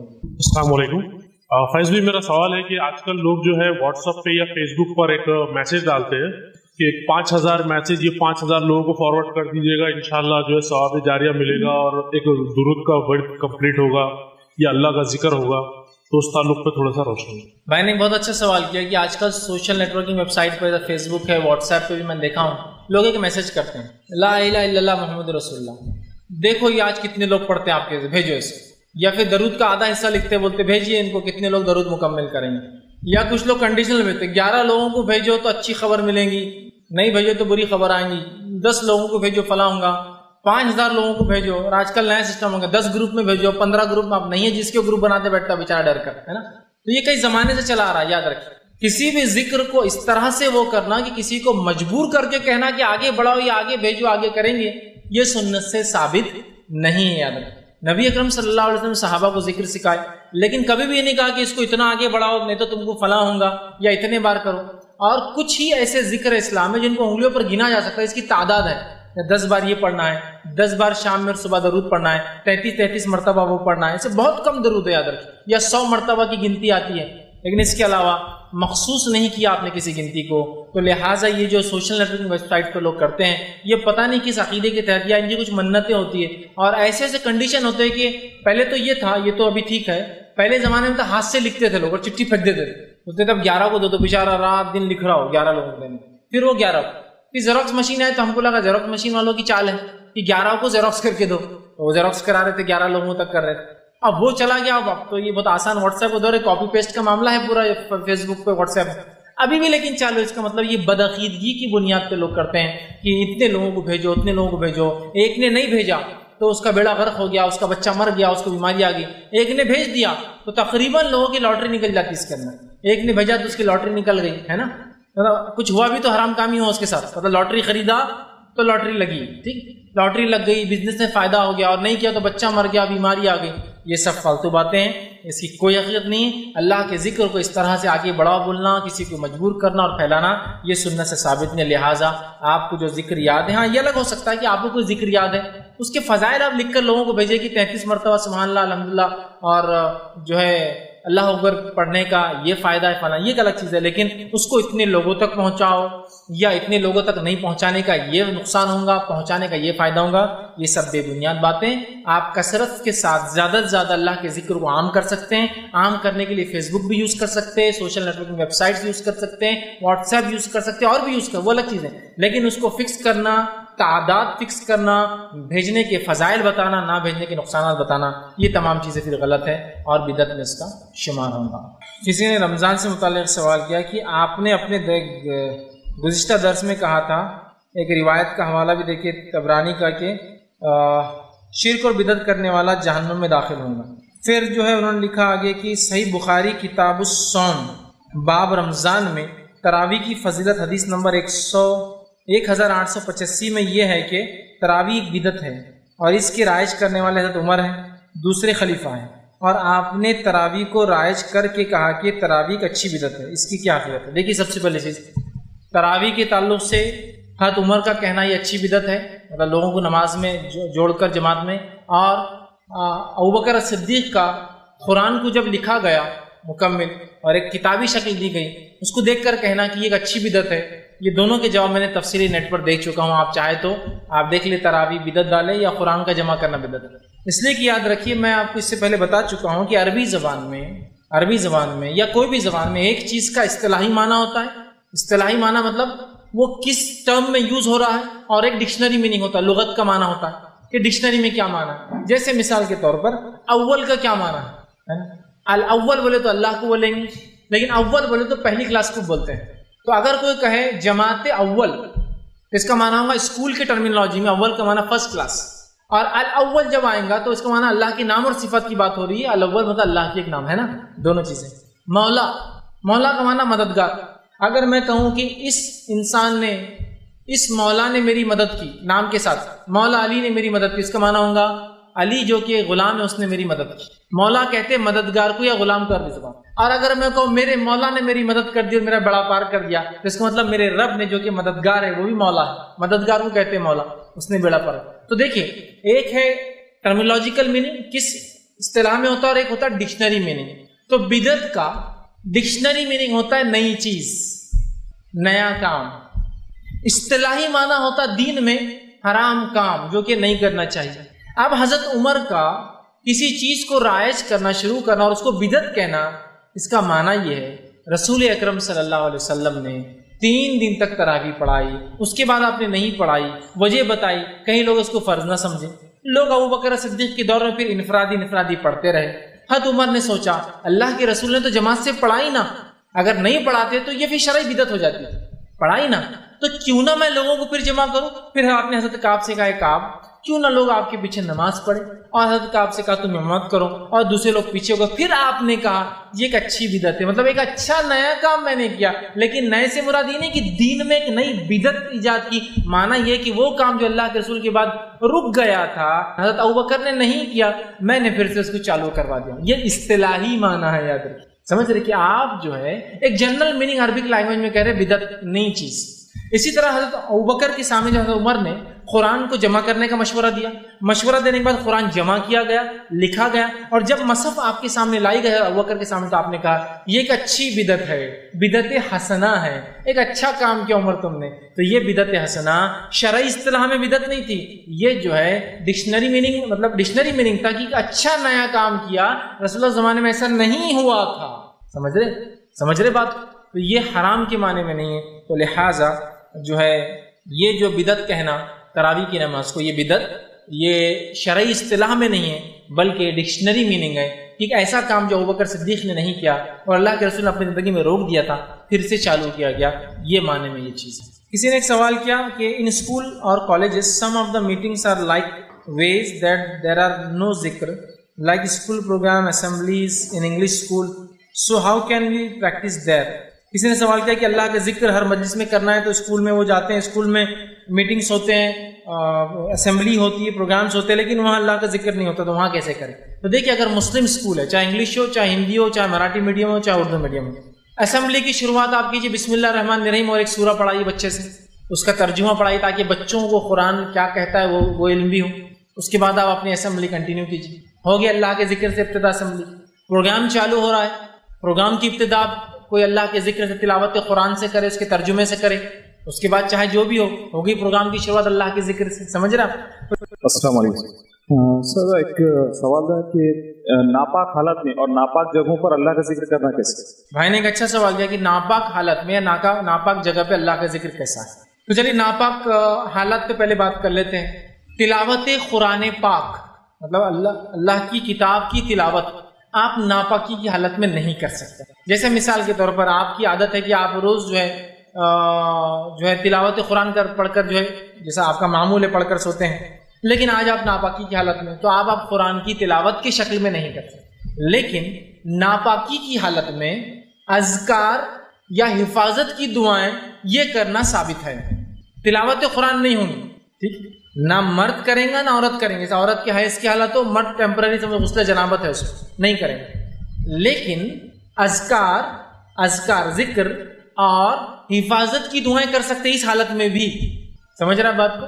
جیسے کہ ایک عورت حائضہ ہے، انشاءاللہ ماشاءاللہ سبحان اللہ تبارک اللہ یہ سب کریں گی. یا ایک کلاس لے رہی تو جو الحمدللہ رب العالمین یہ بھی کریں گی، یہ ذکر ہے لیکن کریں گی وہ. سمجھ رہے بات کو؟ اس کی ناپاکی سے کوئی فرق نہیں. اس لیے کہ ابو ہریرہ رضی اللہ عنہ ایک مرتبہ نبی اکرم صلی اللہ علیہ وسلم کو سلام کیا. آپ ان کے سلام کا جواب دینا چھوڑ کر وہ بھاگ گئے نکل کر. بعد میں آئے آپ صلی اللہ علیہ وسلم نے پوچھا ابو ہریرہ میں نے تم کو سلام کیا اور تم بھاگ گئے نکل کر. تو کہ اللہ کے رسول میں ناپاکی کی حالت ہے. مطلب ان پہ غسل جنابت واجب تھا لیکن اس کے باوجود پانی کی ناموجودگی کی وجہ سے بازار میں آئے. اس سے ایک بات اور پتہ چلی، بہت سے لوگ بولتے ناپاک ہے تو گھر سے باہر نہیں نکلنا، جن پکڑ لیتا. ابو ہریرہ رضی اللہ عنہ تو بازار نکلے تھے بہر تو نکل سکتا ہے مجبوری کی حالت میں. ایسا کرنا نہیں چاہیے لیکن ہو سکتا ہے اس پہ کوئی جن بھوت نہیں پکڑ دیا. تو آپ صلی اللہ علیہ وسلم فرمایا ابو ہریرہ مومن کبھی ناپاک نہیں ہوتا ہے، نجس نہیں ہوتا. اور کافر چاہے کتنا بھی نہائے دھوئے وہ نجس ہوتا ہے. انما المشرکون نجس، قرآن میں اللہ نے کہا کہ مشرک نجس ہے، مومن نجس نہیں. مومن ٹیمپرری ناپاک ہوتا ہے. تو اس سے پتہ چلا ابو ہریرہ رضی اللہ عنہ کا یہ کام تھا کہ اللہ کے رسول کے سلام کا جواب دیتے جو کہ ایک ذکر ہے. سمجھ رہے بات؟ تو لہٰذا ایک مرد یا عورت اگر ناپاک ہو تو تلاوت قرآن نہیں کریں گے، چاہے ذہن میں ہو یا چاہے دیکھ کر، سوائے اس کے کہ حافظہ عورت کو اگر ڈر ہو کہ اتنے دن حیض کی حالت میں رہنے سے قرآن بھول جائیں گی تو وہ بغیر ہاتھ لگائے کہ حفظ کر سکتی ہے، اس کو بھی اجازت دی گئی ہے. لیکن مرد کی ناپاکی وہ ٹیمپرری ہوتی، پانی مل گیا وہ پاک ہو سکتا ہے. تو لہٰذا حفاظت کی دعائیں اور وہ ذکر جو ہوتا ہے معمول میں وہ کر سکتے ہیں اس حالت میں بھی. دوسرا بھائی کا سوال تھا ناپاک جگہوں پہ اللہ کے ذکر کا کیا معاملہ ہے. جیسے کہ بیت الخلاء. بیت الخلاء ایک ناپاک جگہ ہے، یاد رکھیے، جہاں انسان پیشاب پیخانے کو جاتا ہے. پبلک باتھ رومس ٹوائلٹس ہو سکتے ہیں، ٹھیک، یہ ناپاک جگہ ہے. ٹھیک، یا انسان کچرے کی کنڈی میں ہی کھڑا ہے، سمجھ لیجیے کچھ کام سمجھ لیجیے یہ جگہ ناپاک. تو یہ گندی جگہیں ہوتی ہیں اور گندی جگہوں پر ظاہر سی بات ہے اس طرح. تو اس میں کیا اللہ کے ذکر کا معاملہ ہے. تو یاد رکھیے جو ناپاک جگہ ہوتی ہے، ناپاک جگہ پہ یاد رکھیے اگر اللہ کا ذکر کرنا آپ کی مجبوری ہے تو علماء لکھتے ہیں کہ آپ دل میں کر لیں گے، اس لیے کہ دل کے معاملے پہ اللہ پکڑ نہیں کرتا انسان کی. جیسا مثال کے طور پر میں بیت الخلاء کے اندر چلا گیا اور بعد میں مجھے یاد ہے کہ میں نے بیت الخلاء میں داخلے کی دعا نہیں پڑھی. اب کیا کریں گے؟ اب اندر تو آپ پڑھ نہیں سکتے اللہ کا ذکر. تو یہاں علماء لکھتے ہیں کہ پھر وہ دل میں پڑھ لیں. ایسا لیکن ہمیشہ نہیں کرنا چاہیے. لیکن اگر ہو گیا اب اس کو کرنا ہے، ملامت ہوتی نا آدمی کو میں نے غلط کیا، تو دل میں پڑھ لیں، اس لیے کہ دل کے معاملے پہ اللہ پکڑ نہیں کرتا انسان کی. سمجھ رہے آپ؟ تو لہٰذا اللہم انی اعوذ بک من الخبث والخبائث دل میں پڑھ لیا اس نے. سمجھ رہے آپ بات؟ تو یہ ہو سکتا ہے. تو ایسی ناپاک جگہ جہاں آپ مجبور کر دی جائے دعا کے لیے یا ضروری ہو آپ کے لیے وہ کرنا، تو پھر آپ کیا کریں؟ وہاں علماء لکھتے ہیں کہ آپ دل میں اس کا ذکر کر لیں، ورنہ عمومی طور پر وہاں ذکر نہ کریں. چونکہ ناپاک جگہوں پہ آپ تھوڑی دیر ہوتے ہیں وہاں سے نکل جاتے ہیں. تو اگر آپ ناپاکی کی حالت میں ہوں تو حفاظت کی دعائیں اور عمومی ذکر آپ کر سکتے ہیں. ناپاک جگہوں پر مجبور کر دی جائے تو آپ دل میں جو ہے پھر اس کا جو اللہ کا دل میں ذکر کرے، اس لیے کہ اللہ خفیہ دل میں ذکر کو بھی سنتا ہے. ذکر کا معاملہ ایسا ہی ہے، تو آپ پھر دل میں ذکر کرے وہاں. السلام علیکم. میرا سوال ہے یہ گھر برونی اور افتتاح ہوتا ہے شاپ کا، اس کا تو اس ٹائم پہ جو ذکر اذکار ہوتا ہے وہ بدعت ہے یا نہیں؟ بھائی نے ایک سوال کیا کہ جب گھر بھرونی ہوتی ہے کسی کی یا دکان کھلتی ہے تو کچھ ذکر اذکار یا قرآن پڑھا جاتا ہے یا قرآن کی ایک مجلس رکھی جاتی ہے قرآن خوانی بول کر، یا کچھ مخصوص ذکر کے ذریعے کھولا جاتا ہے. یاد رکھیے سنت سے دکان کھولنے کی اور مکان میں پہلی بار داخلے کی کوئی دعا ثابت نہیں. سمجھ رہے آپ؟ بسم اللہ بول کے دروازہ کھولیں گے، بسم اللہ بول کے بند کریں گے، عام بات. سمجھ رہے آپ بات کو؟ لیکن خاص طور سے دکان کی افتتاح کے لیے کوئی دعا میں نے آج تک نہیں کی. دکان اور مکان کی افتتاح کی دعا نہیں ہے، بسم اللہ بول کے آپ کر دیجیے. لیکن ہمارے پاس خاص طور سے دکان مکان کے افتتاح پہ مخصوص اذکار پڑھے جاتے ہیں، جیسے کہ قل اللہ 3 بار پڑھا جاتا ہے، یا سورہ اخلاص کے ساتھ باقی معوذتین سورہ فلق سورہ ناس پڑھ کے پھونکا اور دم کیا جاتا دکان پر، یا کبھی کبھار دکان میں قرآن رکھ کر مخصوص صورتیں پڑھی جاتی ہیں، یا کبھی کبھار جو ہے حروف مقطعات کا ورد کیا جاتا ہے، حامیم یاسین طٰہٰ، اور یہ پڑھا جاتا ہے نون قاف صاد، تاکہ وہ یہ تمام سنت سے ثابت نہیں ہے. تو لہٰذا اگر ایک آدمی دکان کا افتتاح کرتا ہے، مکان کا کرتا ہے، تو مخصوص طور سے قرآن خوانی کرانا سنت سے ثابت نہیں ہے. مخصوص طور سے بچوں کو بلایا جاتا ہے، لوگ جمع ہوتے ہیں، گھر والے جمع ہوتے ہیں. اب گھر بنانی کیوں؟ گھر کی ابتدا کرتے ہیں تب بھی لوگ مخصوص اذکار کرتے ہیں. ایک مولوی صاحب آتے ہیں کھڑے رہ کر مخصوص اذکار کرتے ہیں, ایک جانور بھی ذبح کرتے ہیں, مرغا بکرا پتہ نہیں کیا کیا ذبح کرتے ہیں, اور اس کے بعد وہ پہلا کدال مارا جاتا ہے, اور کبھی کبھار تو اسی جگہ کدال مارتے ہیں جہاں وہ ذبح کی نا اسی خون پہ مارتے ہیں. یہ تمام تر چیزیں اسلامی نہیں. ہاں کسی کو اللہ کے شکر میں کہ اللہ میرے گھر کی تعمیر ہو رہی ہے دینا ہے تو وہ گھر پہ قربانی کرے, وہاں زمین پہ کرنا کیا ضروری ہے. لیکن وہ ایک بدعقیدگی کے تحت کی جاتی ہے کہ وہ زمین کے اوپر جو رہنے والے شیاطین ہیں جن ہیں وہ خوش ہو جائے اور ہم کو تکلیف نہ دے, اس لیے کہ نیا گھر بھگ مانگتا ہے, جان مانگتا ہے, نئی دکان جان مانگتی ہے, نئی گاڑی بھگ مانگتی ہے, تو انڈا رکھتے گاڑی کے نیچے, لیمبو رکھتے ہیں تاکہ پہلی بار اس پہ چلا جانا, یا مرغی ذبح کرتے, سب بیکار ہے. تو لہٰذا مکان کی اور دکان کی افتتاح کے لیے خاص کوئی دعا میں نے تو آج تک نہیں دیکھی اور ثابت نہیں ہے. لہٰذا اللہ کا نام لے کے اب داخل ہو جائے, اور خاص طور سے اس میں قرآن خوانیاں کروانا اور خاص قربانیاں اس نیت سے دینا کہ نیا گھر خون مانگتا ہے, یہ تمام چیز سب حرام ہے, غلط ہے, اور یہ مشرکین کا طریقہ تھا جس طرح سے کر کے جنوں اور شیاطین کو خوش کرتے ہیں. تو لہٰذا مخصوص نہیں اللہ کا نام لے اور بہرحال گھر آپ شروع کر دیں. السلام علیکم. نہ سمندر کی دھاکی برابر گناہ ہوتے ہیں, سمندر کی دھاکی برابر گناہ معاف ہوتے بتائیں اپنی اس کا. میں نے ایک سوال کیا, جو میں نے ایک حدیث رکھی جس میں آپ صلی اللہ علیہ وسلم نے فرمایا کہ جو اللہ کا ذکر کرتا ہے اور خاص طور سے نماز کے بعد جو شخص جو ہے 33 مرتبہ سبحان اللہ, 33 مرتبہ الحمدللہ, 33 مرتبہ اللہ اکبر, اور آخر میں کہتا ہے لا الہ الا اللہ وحدہ لا شریک لہ لہ الملک وله الحمد وهو على كل شيء قدیر, اس کے اگر گناہ سمندر کے جھاگ برابر بھی ہو تو معاف کر دیے جاتے ہیں. اس کا کیا معنی ہے؟ تو یاد رکھیے جتنی بھی ایسی حدیثیں اور اس قسم کی حدیثیں آتی ہیں جس میں کثرت سے گناہوں کی معافی کا تذکرہ آتا ہے, جیسا کہ نماز پڑھنے سے گناہ معاف ہو جاتے ہیں, وضو کرنے سے گناہ نکل جاتے ہیں, اللہ کے ذکر کرنے سے گناہ معاف ہوتے ہیں, یہ تمام وہ گناہ ہوتے ہیں جو گناہ صغیرہ ہوتے ہیں. تو اس حدیث کا یہ معنی ہوا کہ ایک انسان اگر بہت کثرت سے بھی اس سے گناہ صغیرہ اگر ہو جاتے ہیں اور اگر اللہ کی یہ تسبیح پڑھ لیتا ہے تو انشاءاللہ اس کے وہ گناہ صغیرہ معاف ہو جائیں گے, اس لیے کہ گناہ کبیرہ بغیر توبہ کے معاف نہیں ہوتے ہیں. تو لہٰذا اس حدیث کا یہ معنی ہے کہ اگر ایک انسان نے ایک نماز سے دوسری نماز تک کثرت سے بھی اگر گناہ صغیرہ کر لی, جو کہ ہو جاتے ہیں ہے نا, چلتے پھرتے جانوروں کو تکلیف پہنچ گئی, انسانوں کو تکلیف پہنچ گئی, نہ چاہتے ہوئے آپ نے کسی کو نقصان پہنچا دیا, آپ ایسے کھڑے ہوئے کہ وہ آدمی گر گیا, یا کچھ بھی ہو, آپ نے تھوکا کسی پہ, کچھ بھی ہو سکتا جو نہ چاہتے ہوئے آپ نے کیا, یہ سب گناہ صغیرہ ہے.